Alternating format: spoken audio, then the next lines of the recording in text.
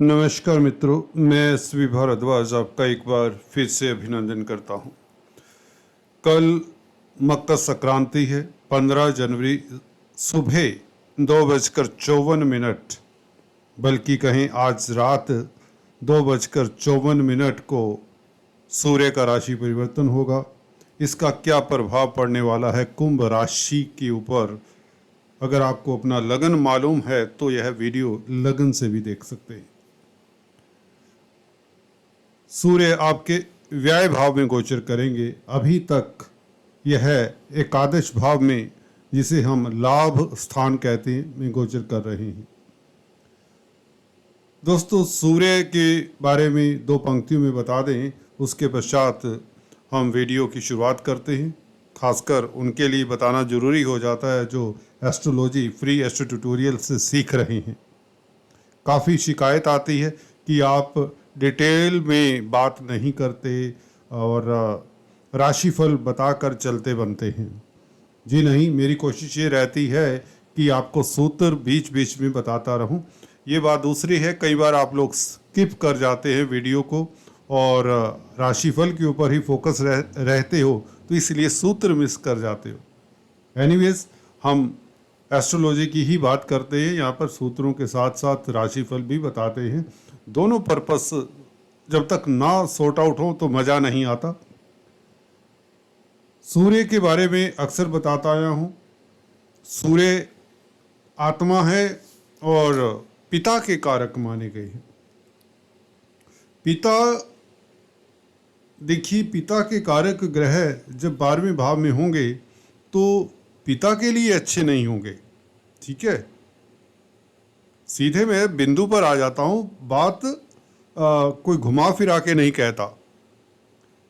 और 12वें भाव में जब सूर्य हो तो यह आत्मा के कारक हैं, तो आत्मबल में कमी साफ है। इसमें अगर मैं इसको गोल गोल करके बताने लगूं तो वो गलत हो जाएगा। मेरा ये स्वभाव नहीं है। तो कॉन्फिडेंस को अपना बचा कर रखिए। कोई ऐसी हैपनिंग, कोई डोमिनेटिंग व्यक्ति आपकी ज़िंदगी में ना आ जाए जो आपको दबा दे। हो सकता है ना, आप कार्यस्थल पर कोई काम कर रहे हैं, कोई बॉस ही इस तरह की बात कह दे कि, या आपसे कुछ ऐसी बात ना हो जाए कि आप गिल्ट फील करें, है ना, किसी तरह का अपने मन में गिल्ट लेकर जीते रहें कुछ दिनों के लिए। तो सतर्क रहें कि आपसे कुछ गलत हरकत ना हो। अपनी वाणी के ऊपर नियंत्रण रखिए, क्योंकि स्पीच का मालिक बुध मंगल के साथ है। ठीक है, तो यहाँ पर थोड़े दिन नियंत्रण रखिए। बुध, हालांकि बुध आदित्य राजयोग भी बनाने वाला है, आपको तारने वाला है, आपको ऊंचाइयां देने वाला है। 12वें भाव में आप कहेंगे बुध आदित्य राजयोग। जी हाँ दोस्तों, सूर्य के साथ बुध मिलेंगे, परंतु इस महीने के अंत में, जनवरी के अंत में बुध विपरीत राजयोग भी बनाएंगे, क्योंकि अष्टम भाव के मालिक हैं। तो सूर्य के साथ होंगे, मित्र के साथ होंगे आखिरकार। ठीक है, तो मैं बता रहा था सूर्य आत्मा के कारक है, तो अपने आत्म बल को बनाए रखना चाहिए। कोशिश करिए कि आपसे कुछ गलत ना हो। एक यही तरीका है ना, कुछ गलत हो जाए तो वैसे ही आप गिल्ट फील करते हैं या कुछ ऐसा हो जाता है कई बार। तो उसकी संभावनाएं कितनी है, उसके ऊपर भी हम बात करेंगे कि आप कुछ गलत करने जा तो नहीं रहे। ठीक है, यहाँ पर शुक्र क्या है, भाग्य स्थान के मालिक है। अभी 18 तारीख को 3 रोज पश्चात 11वें भाव में आ जाएंगे। अभी 10वें भाव में, बुरे नहीं, हालांकि शत्रु क्षेत्री हैं, ठीक ही हैं। चतुर्थ भाव को देख रहे हैं, सुखों में वृद्धि करने वाले हैं शुक्र भी। शुक्र 4th हाउस के मालिक है। 4th हाउस को देखें तो सुख स्थान है 4th हाउस।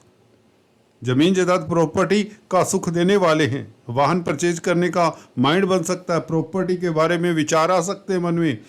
एटलीस्ट अगर आप परचेज नहीं करते, किसी ना किसी तरह से किसी को देख कर, किसी रिश्तेदार यार दोस्त को देख कर, सुनकर आपके मन में भी प्रॉपर्टी के बारे में विचार आ सकता है, भी मेरे पास भी ऐसा घर होना चाहिए, या जो प्रेजेंट घर है उसे रेनोवेट किया जाए, डेकोरेट किया जाए। शुक्र इस तरह के फल देते रहे होंगे। 18 तारीख से शुक्र का प्रभाव हम विस्तार से जानेंगे नेक्स्ट वीडियो में, क्योंकि ये एकादश भाव में आ जाएंगे। भाग्य भाव का मालिक देखिए 18 तारीख से एकादश भाव में आ गए थे। देखिए एक सूर्य के 12वें भाव में जाने से स्थितियां कोई इतनी खराब नहीं हो जाती। एक ग्रह अकेला, है ना, एक ग्रह अकेला सारा हमारा खेल खराब कर दे ऐसा तो नहीं है ना। बाकी 18 ग्रह बाकी 8 ग्रह भी तो है ना। तो इसलिए इतना अगर कोई नेगेटिव बात हम बताते हैं उसको समझने की कोशिश करिए, जो उसकी प्रिकॉशन है वो लेनी चाहिए आपको। जैसे कि मैंने बताया, कोई ऐसा काम ना कर दें कि जिससे आपका आत्म स्वाभिमान, आपका स्वाभिमान के कारक है, ईगो के कारक है ना। ईगो तो नेगेटिव वर्ड हो गया है ना, और स्वाभिमान पॉजिटिव सेंस में हो गया। जब ज़्यादा स्वाभिमान किसी में हो जाता है तो वो हम कहते हैं भाई ईगोइस्टिक हो गया, इंसान में प्राउड आ गया, तो वो नहीं होना चाहिए। एनीवे सूर्य 12वें भाव में, देखिए सप्तम भाव के भी मालिक हैं। ये आपको लाइन बहुत अच्छी लगेगी। देखिए सप्तम भाव का मालिक जब 12वें भाव में बैठे तो सप्तम भाव के फलों में न्यूनता आ जाएगी, है ना। ये सूत्र है, तभी तो बताया अच्छी लगनी चाहिए, परंतु अच्छी लगती किसे है? राशिफल देखने वालों को अच्छी नहीं लगेगी, सीखने वालों को सही लगेगी, और वह इसको अपने जहन में रखने की कोशिश करेंगे। क्या नुकसान करेंगे 7वें भाव को? 7वां भाव मैरिज लाइफ का है, तो अपने वैवाहिक जीवन के प्रति थोड़े से संजीदगी से चलिए। अपने स्पाउस का रिस्पेक्ट करिए। पति पत्नी एक दूसरे का रिस्पेक्ट करें, एक दूसरे का सम्मान करें, इज्जत करें। भागीदारी का भी ये हाउस है 7वां हाउस, और नुकसान के भाव में जा बैठा 7th लॉर्ड, तो भागीदारी में कहीं आपस में तनाव ना हो जाए, नुकसान ना हो जाए भागीदारी के बिजनेस में। ऐसी अवधि में आपको पार्टनरशिप में एंटर करना नहीं चाहिए। उसके लिए चलिए कुंडली देखनी चाहिए, कुंडली में क्या सूत्र हैं, स्थिति क्या है सप्तमेश की। सप्तमेश अगर कमजोर अवस्था में है तो ऐसे व्यक्ति को पार्टनरशिप में एंटर नहीं करना चाहिए। देखिए सिंपल सूत्र है, अगर आपकी मैरिज लाइफ अच्छी है तो आप पार्टनरशिप में भी एंटर कर सकते हैं। एक सूत्र तो ये काफ़ी हद तक मैंने स्टिक पाया अपने एस्ट्रोलॉजी के कैरियर में। तो सूर्य के बारे में हम बात कर रहे थे, सप्तमेश का 12वें भाव में। देखिए सप्तम भाव प्रेम प्रसंगों का है, प्यार मोहब्बत का है, सेक्सुअल लाइफ का है। 12वां भाव भी कंजुगल लाइफ का है, बिस्तर सुख का है। यहाँ पर जब इस तरह की स्थिति में सूर्य हो, हालांकि शत्रु क्षेत्री है, शनि के घर में है, फिर भी कहीं ना कहीं कंजुगल लाइफ के लिए बेहतर होगा। एक्स्ट्रा मैरिटल टेंडेंसीज जगाएगा, बल्कि ये कहें। सो केयरफुल रहिए, इस तरह के विचार आएंगे तो भी गिल्ट होगा, तो भी आपका आत्मा आपका स्वाभिमान को ठेस लगेगा अगर आप गलत काम करते हैं, है ना।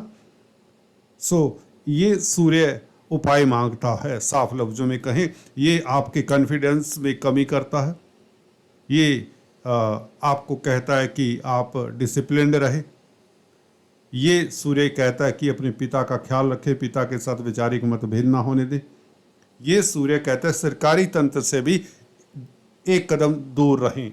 जिनका कोर्ट कचहरी में मसला है उन्हें अब सतर्क रहना चाहिए। अगर आप व्हीकल चलाते हैं, ट्रैफिक चालान से बचकर चलें, ठीक है, चालान हो सकते हैं ऐसी अवधि में।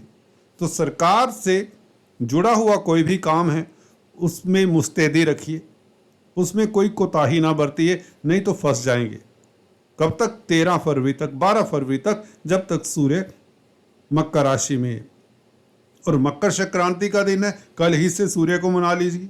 क्या उपाय कर लेने चाहिए ताकि हमें इस तरह की अशुभता ना मिलने के चांसेस कम है। किन्हें ज़्यादा चांसेस है? जिनके सूर्य की महादशा अंतरदशा है, या महादशा अंतरदशा नाथ के साथ युति में है, या दृष्टि संबंध है किसी तरह से, उनके लिए चांसेस प्रबल हो सकते हैं। तो काफ़ी लोग हो जाते हैं इस तरह से। तो आपको कल गुड़ गेहूं का दान कर देना चाहिए, किसी गरीब को दे दें या मंदिर में दे दें तो बहुत अच्छा। आदित्य हृदय स्तोत्र का जाप सुनना कल से शुरू कर दीजिए, डेली सुनिए, देखिए कमाल होता है। एक्सपीरियंस की बात बता रहा हूँ, कमाल होता है। काफ़ी जो रिजल्ट मिलने हैं ना आपको नेगेटिव, वो तो नहीं मिलेंगे।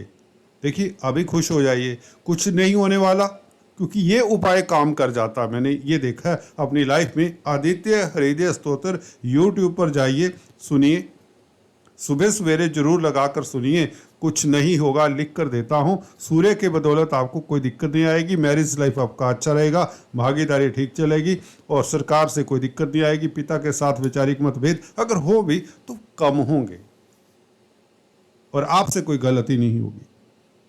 देखिए, ये है सूर्य का प्रभाव। कोई इसमें जोड़ तोड़ नहीं मैं करता, साफ बताता हूँ और आशा करता हूँ आपको यह वीडियो पसंद आई है। अगर तो लाइक जरूर करें। अगर आप सीखना चाहते हैं ज्योतिष तो सब्सक्राइब भी कर दीजिए। I will be grateful. आज इतना ही, फिर से मिलेंगे। Thanks for watching this video. God bless you all.